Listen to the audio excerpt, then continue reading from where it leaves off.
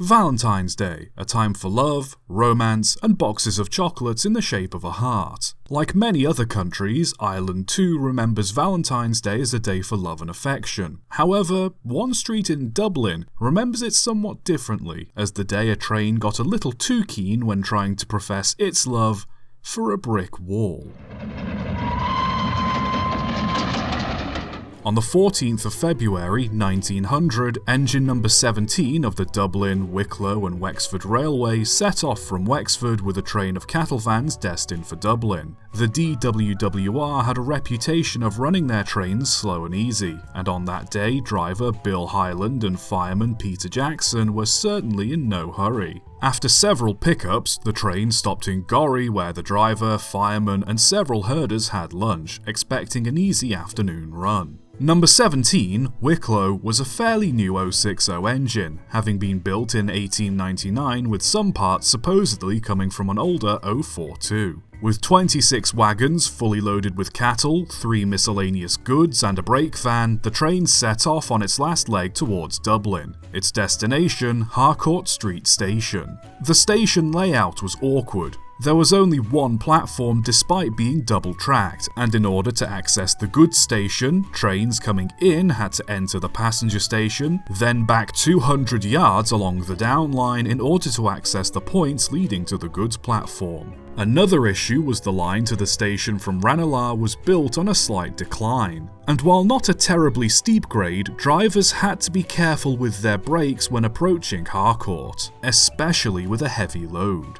It was 4:30 in the afternoon when the train approached Harcourt Street Station. Drivers were instructed to use only their handbrakes when approaching dead-end stations, but many drivers used a combination of both handbrakes and vacuum brakes when stopping at Harcourt, and Hyland was no exception. At the signal approaching the station, both driver and fireman applied the handbrake on both the engine and its tender, while the guard applied the brakes on his van. For some reason, however, Hyland found the train wasn't slowing down as quickly as he'd hoped. He applied the handbrake harder and used the vacuum brakes on and off too, but still the train was going too fast. It entered the station travelling at roughly 4 miles an hour. When Hyland saw the train wasn't going to stop in time, he put the engine into reverse and fully applied the vacuum brake. Skidding past the platform, the train passed over the turntable and collided with the buffers at the end of the line. The buffers were fixed to a concrete block buried in the ground. However, the reinforcements holding this block in place weren't equipped for such a heavy impact. So when the train collided with the buffers, instead of stopping, the force shoved them out of place and the train kept going, straight through the station wall where it finally stopped.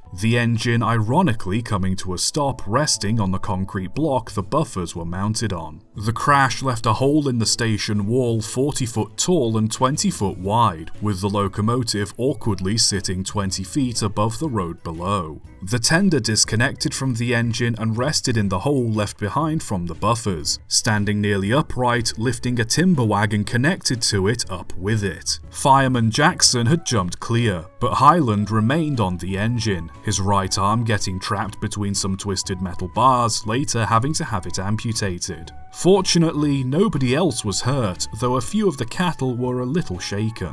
The railway quickly investigated the accident to figure out what had happened. However, the true cause has never really been agreed upon. In the official report, the driver was blamed for failing to keep track of the engine's speed while approaching the station. However, the guard on the train claimed that the rails were greasy, and other second-hand sources suggest that wet leaves on the line might have been to blame. The station remained open to traffic as normal while workers built a platform under the engine, allowing it to be towed back onto the rails behind it. Wicklow luckily suffered little damage and was soon put back to work. Hyland meanwhile retired from being a driver and was given a job as a station master in Bray. The railway decided it would be best to install a track leading from the upline straight to the goods station in order to avoid goods trains from having to stop at the passenger station first. It also implemented a rule whereby all trains must stop at Ranelagh before proceeding to the station in order to make sure they were going at a controlled speed down the grade. Wicklow continued to work for the Dublin, Wicklow and Wexford Railway until 1935, when it was finally withdrawn and scrapped, having suffered no other major major incident while in service. Like I said, Valentine's Day is a day where many things come together, but let us also remember it as a day where we need to take a little extra care too, else you too might find yourself slipping into a station you didn't intend to arrive in. Subscribe for more.